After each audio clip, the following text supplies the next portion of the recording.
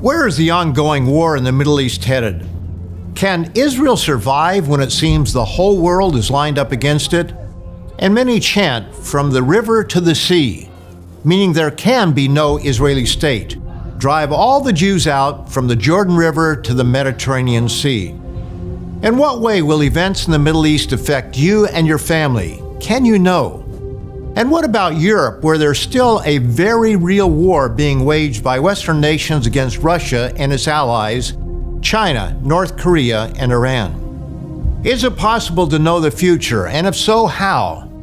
And what should we watch for in 2024? At the beginning of each year, we here at Tomorrow's World give you trends to watch for in the coming year and beyond. Our predictions come from an ancient source that is proven to be accurate and reliable, and that source is the Bible, where God makes this bold statement to the skeptic in Isaiah, the 46th chapter, in verses 9 and 10. I am God, and there is none like me, declaring the end from the beginning, and from ancient times things that are not yet done, saying, my counsel shall stand, and I will do all my pleasure. Now that's a bold statement. Is it true? On today's program, you may be shocked at how precise and accurate Bible prophecy is regarding what you are seeing right now in the Middle East. And the Bible shows that events in that part of the world will affect the rest of the world.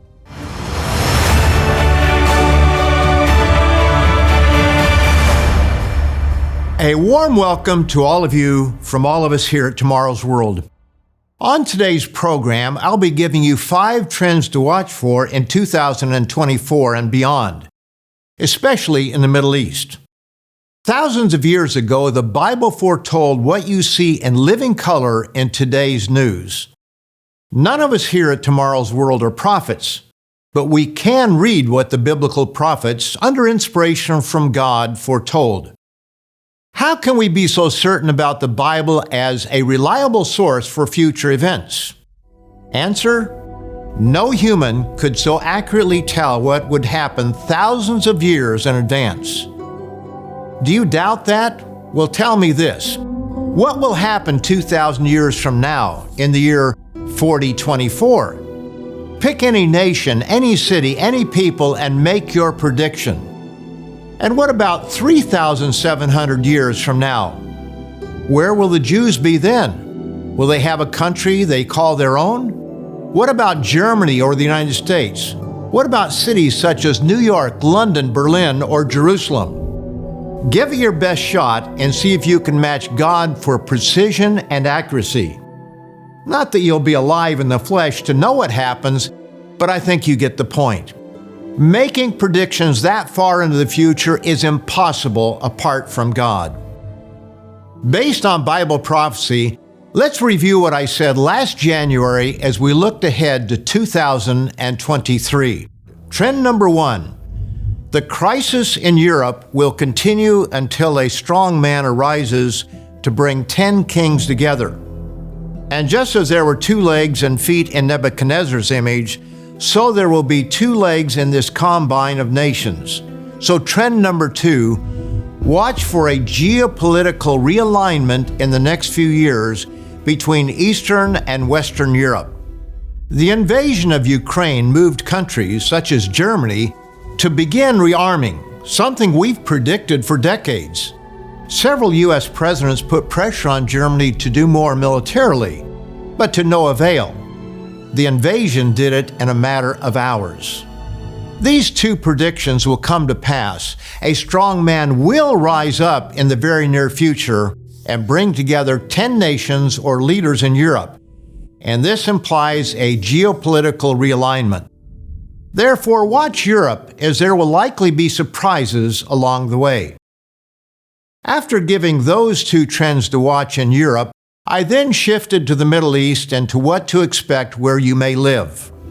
Even though we cannot know the exact timing, the stage for these biblical prophecies is being set.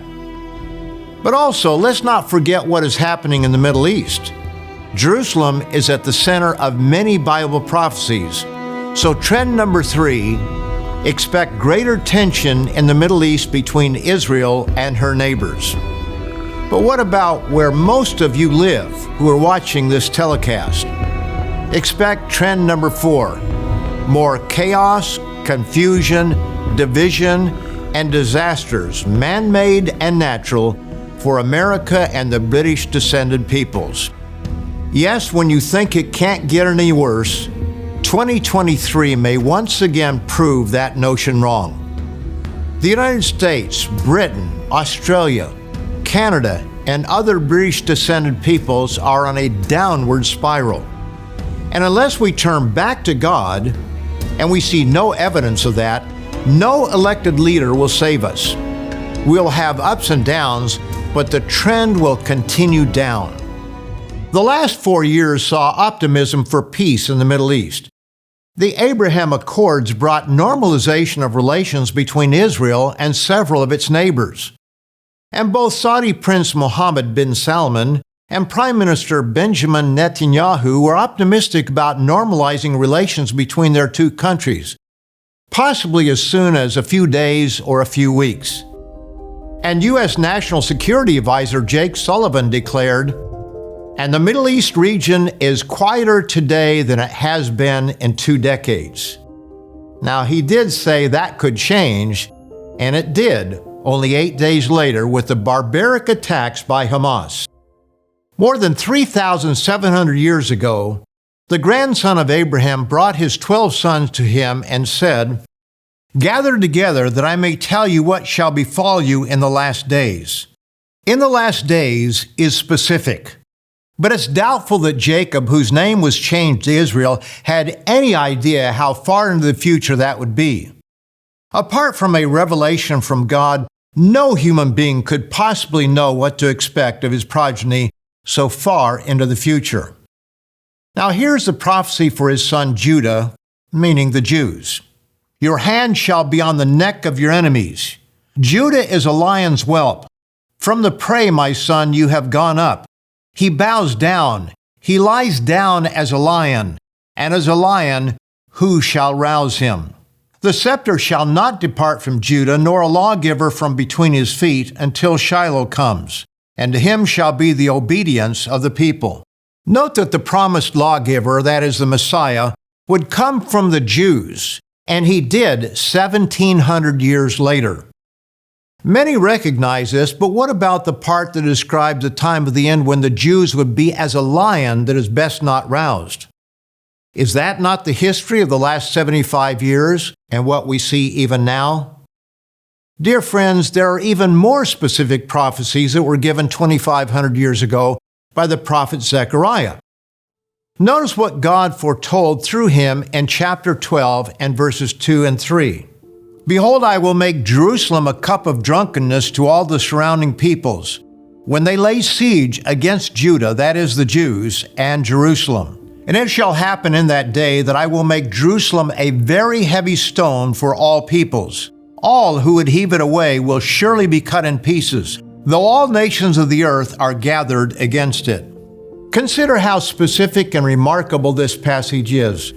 Note these 5 points. Number 1, the Jews will be in Jerusalem. Now that was far from a given. It has not always been that way. The Romans destroyed Jerusalem in 70 AD and expelled Jews from the Holy Land in 135 AD. For more than 1,800 years, there was no Jewish state, not anywhere on earth. As Richard Ames explains in the Middle Eastern Prophecy, Jerusalem was in the hands of Byzantine rulers when it fell to a Muslim army led by Caliph Umar in 638. This crusade brought Jerusalem under Western control in the Latin Kingdom of Jerusalem, which held the city from 1099 to 1187, when Saladin reconquered Jerusalem for Islam. Later crusades brought Jerusalem briefly under Western control from 1229 to 1239, and from 1243 to 1244, when it was sacked by the Tatars.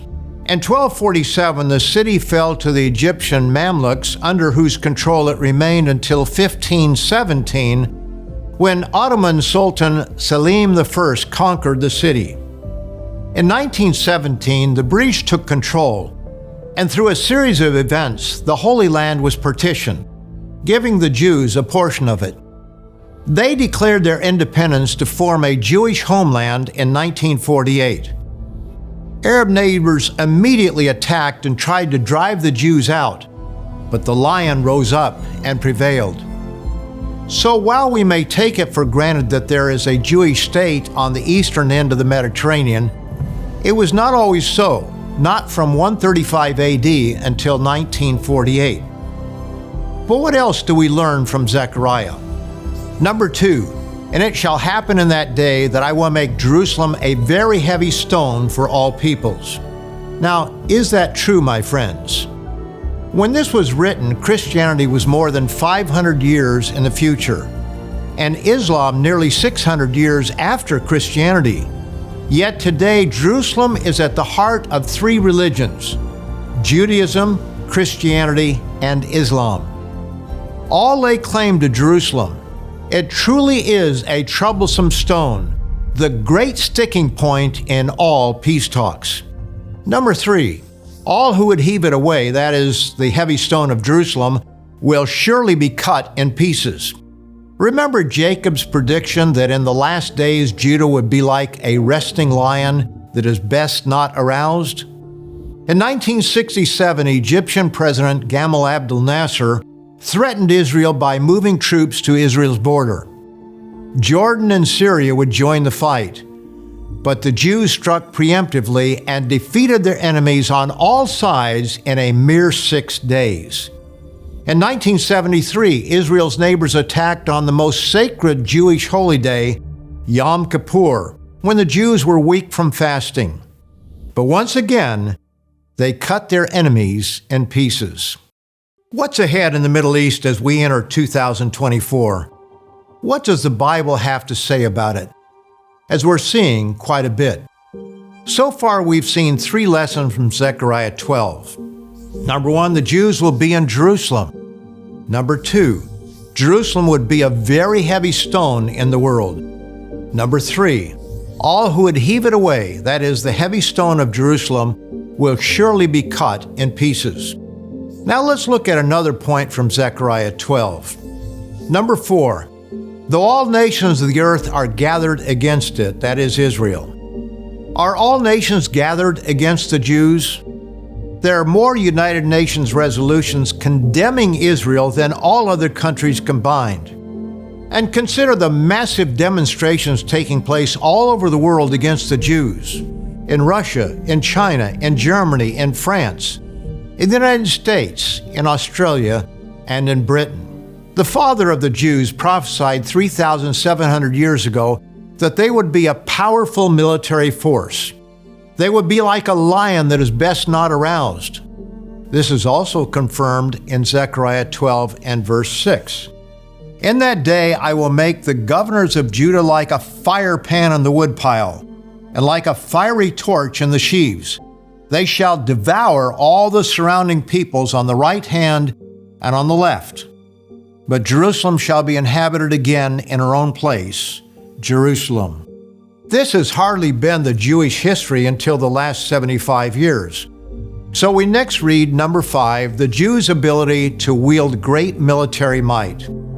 Dear friends, these are remarkable prophecies, but there's more.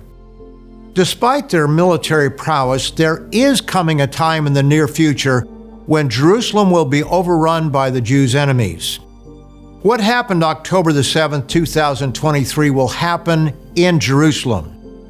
Zechariah the 14th chapter gives the details. Behold, the day of the Lord is coming, and your spoil will be divided in your midst. For I will gather all the nations to battle against Jerusalem. The city shall be taken, the houses rifled, and the women ravished. Half of the city shall go into captivity, but the remnant of the people shall not be cut off from the city. Note that Jerusalem today is a divided city, just as the prophet indicated when he said, half the city shall go into captivity. Again, Zechariah speaks of the world lining up against the Jews. Revelation, the 11th chapter and verse 2 tells us that Jerusalem would be overrun by the Gentiles for a period of 3.5 years leading up to the return of Jesus Christ the Messiah. But leave out the court which is outside the temple, and do not measure it, for it has been given to the Gentiles, and they will tread the holy city underfoot for 42 months. The time setting of Zechariah 14 is yet future. It's that 2.5-year period called the Great Tribulation, and the 1-year day of the Lord when God's wrath on rebellious mankind leads to Christ's second coming. This is stated explicitly in verse 4. And in that day his feet will stand on the Mount of Olives, which faces Jerusalem on the east. And the Mount of Olives shall be split in two, from east to west, making a very large valley. Half of the mountain shall move toward the north, and half of it toward the south. And if that's not clear enough, here's what it tells us in verse 9. And the Lord shall be king over all the earth. In that day it shall be, the Lord is one, and his name one. So where are we in the scope of end-time Bible prophecy? Those who have eyes to see recognize that we are on the edge of a worldwide war of catastrophic proportions, just as the Bible shows elsewhere.